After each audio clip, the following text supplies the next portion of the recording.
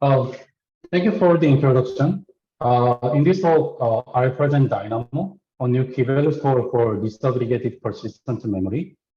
And this one has been accepted and will be published to PDB this year. Persistent memory is an emerging storage technology. There is non-volatile-like storage and byte addressable-like DRAM. It has high performance close to DRAM, but currently, and to be expected, it has much higher cost per gigabyte than conventional storage devices. So ensuring high utilization is critical in deploying PM to reduce total cost of ownership. Accordingly, we envision PM disaggregation will be the common case deployment in data center. So by disaggregating PM and making it shared across compute over network, we can reap the benefit of increasing utilization and reducing total cost of ownership.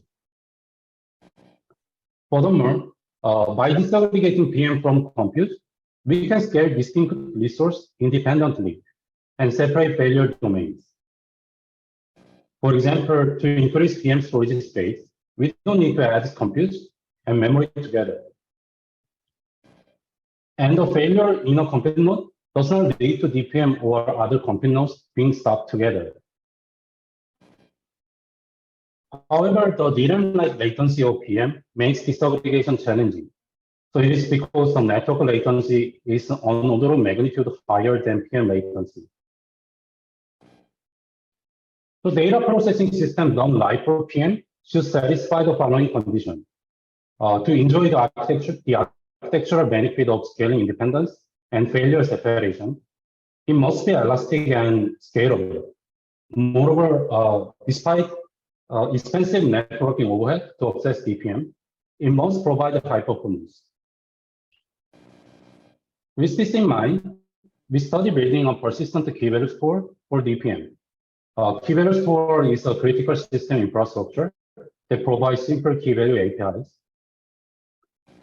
And it has been supporting various applications as a backend storage engine, like web scale applications or distributed database under cloud environment. And these applications have dynamic working sets and non-uniform workload patterns. An ideal DPM key value store should be able to provide high common case performance despite the high network cost to access DPM. It also should provide scalability with the amount of provisioned resource. Furthermore, considering dynamic nature of their applications, fast reconfiguration is necessary. With the amount of the advent of DPM, there has been prior studies proposing EPM key value stores. However, they have architectural limitations in achieving all three goals simultaneously. So they apply the system architectures using conventional distributed system to DPM and inherit their original pros and cons as it is. For example, Ocean MVM employs shared mapping architecture to build their key value store. In the right side figure, it partitions data and metadata within EPM and assigns the exclusive ownership of each partition to each compute node. So by doing so, they can provide high performance and scalability by caching data without any consistency overhead across different partitions, and by providing cached data locality. However, it results in low elasticity upon cluster reconfigurations due to expensive data reorganization. On the other hand, another example is Clover. Clover employs shared everything as their base architecture. The right side figure shows its system architecture. It makes data, metadata, and ownership shared across compute nodes. Due to this total sharing, they can provide high elasticity, adding or removing compute nodes without data reorganization.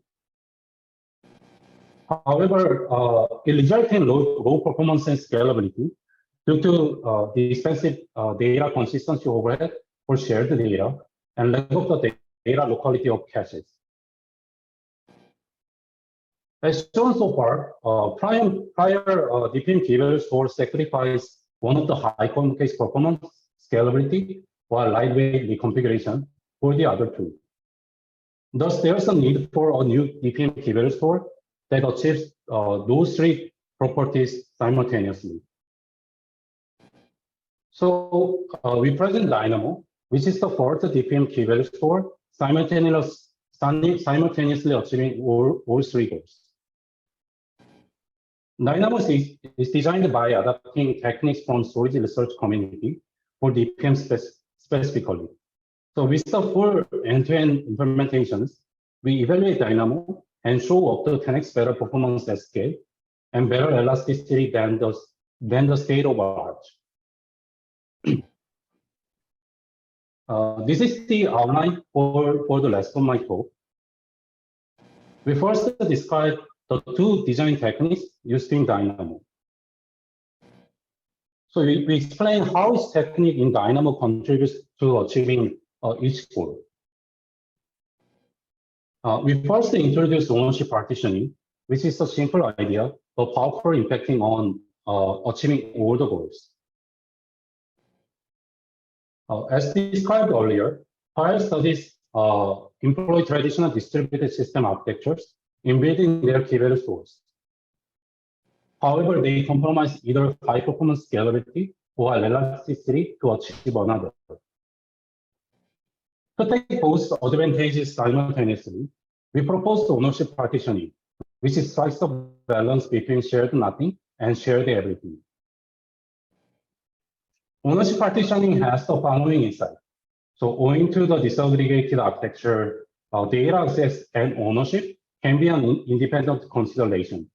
And based on this insight, we partition ownership across compute nodes while making them share the access to data through DPM. In ownership partitioning, all the physical data and metadata are shared through DPM, but the ownership to access data is partitioned across compute nodes. So by sharing data and metadata, it allows faster reconfiguration without data reorganization. And upon the compute node addition or removal, we only need to redistribute the ownership across compute nodes, which is much lighter than data reorganization in DPM. Furthermore, by partitioning ownership, it ensures high performance and scalability by avoiding consistency overhead across compute nodes and preserving data locality of their caches in common cases. Next, we introduce disaggregated adaptive cache, which is another technique accelerating performance further on top of the ownership partitioning. So the number of network round trips to DPM is a dominant factor deciding the overall system performance. To reduce these round trips, caching data or metadata into compute nodes memory is very important. So without efficient cache, cache miss costs can be too expensive, requiring multiple network round trips to traverse the underlying metadata index, like tree traverser, and to fetch data from DPM.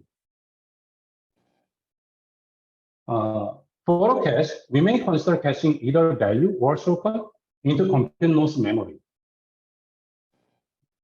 Caching value keeps the entire copy of DPM value into compute node's local memory. So the compute node can access everything locally without round trips at caches, but it requires more space than shortcuts, causing higher capacity miss. But shortcuts are the pointer to DPM, allowing compute nodes to directly access DPM data without metadata traversal. So by caching shortcuts, we can get the value with one round trip at caches. And as a shortcut is much smaller than a value, we can cache more key value pairs than value cache, resulting in low capacity miss rate. Caching value improves performance relative to caching shortcuts, but requires more cache space. And this can raise the following question.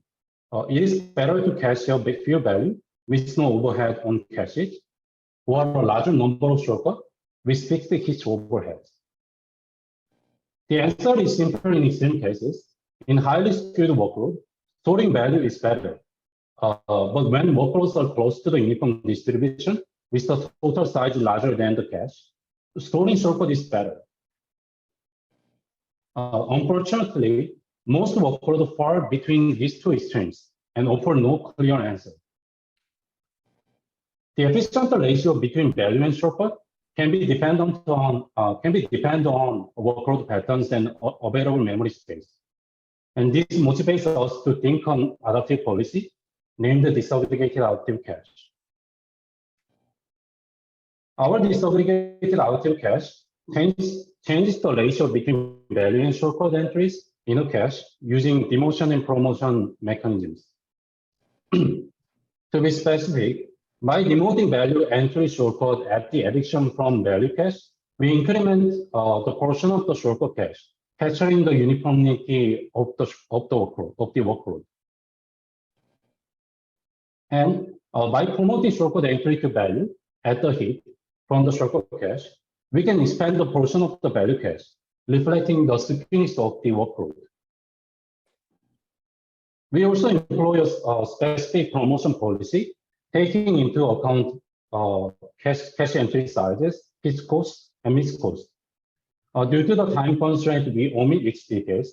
Please refer to our paper. We now evaluate DINOMO. During the evaluation, we try to answer these questions in terms of performance scalability and elasticity. For the evaluation, we configure DPM with 4 thread and 110 GB DRAM emulated PM, and we employ up to 16 compute nodes configured with 8 thread and 1 GB DRAM cache, respectively. And nodes are connected via a 56 GB RMX.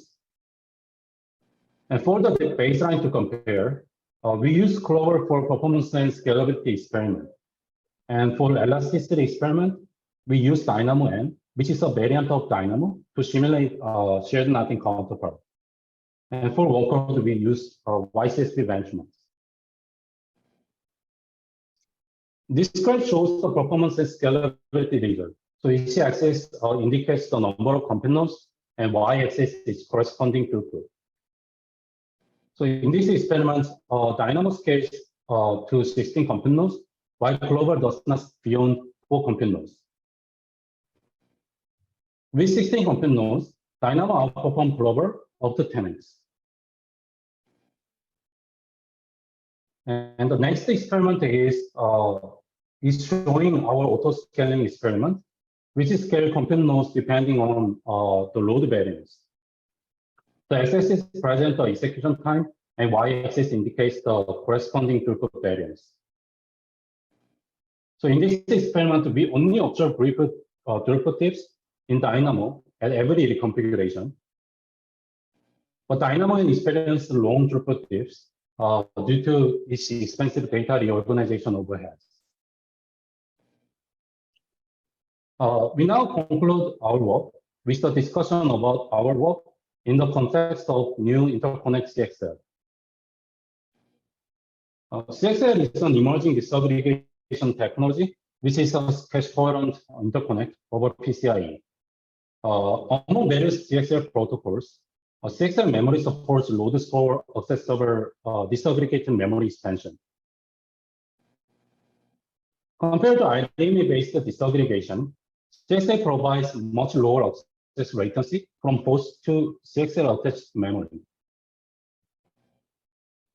More importantly, CXL provides hardware guaranteed coherence between host and device memories, but RDMA needs software-defined protocols to guarantee this coherence. So considering our ownership partitioning in the context of the CXL enables coherent memory sharing from its hardware platform level. However, just because we can share coherently, it does not mean we should share. So avoiding cache coherence overhead have long been studied and demonstrated as a principle to build scalable systems. So in this way, ownership partitioning still can be a way of avoiding coherence traffic between CXL-enabled host-chain devices and make the system scalable. However, the caching can make a different story in the context of the CXL. Caching data to local memory of compute nodes has been a key design principle to improve performance in RDMA-based disaggregation settings. With CXL, the access latency to disaggregation memory can be much lower than RDMA. Therefore, it is unclear if caching would be still useful for CXL attached memory. For example, in another low latency medias like NVDIMM attached PM, it has been demonstrated in PM file systems that bypassing page cache is more useful to avoid cache management and data copy overhead in the critical path. From this aspect, identifying how to utilize host local memory well can be an interesting direction for the future work. This concludes my presentation. Thank you for your attention. I'm happy to take questions.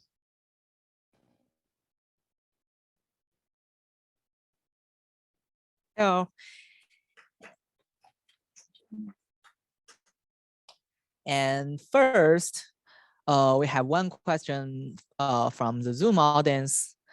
So it reads like on ConnectX-3, seems latency dramatically raises beyond 1 KB data size. Have you considered using larger than 1 KB data size for key value store values? If yes, his curiosity on like your observation on larger data sizes. Unfortunately, we didn't measure the performance like larger size value set using the larger size value size than 1 kilobyte. But yeah, the additional measurement will be the interesting, the further work we can take. Yeah.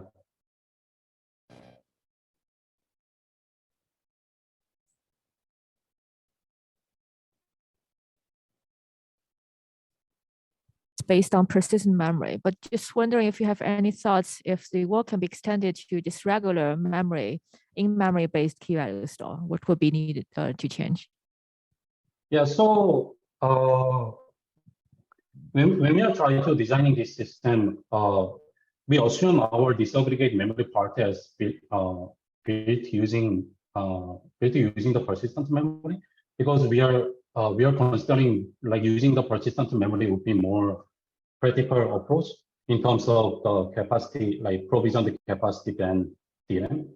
But the ownership partitioning and disaggregate relative caching we also think like our ownership partitioning and disaggregate relative caching also can be applied for like DRAM-based disaggregation. But due to time constraint, even if I omit some details about the live-path operation in our key value store, like when we are using the persistent memory as a disaggregation domain, we should also consider about the persistent, different from like DRAM disaggregation. So the kinds of consideration can make some difference in the performance.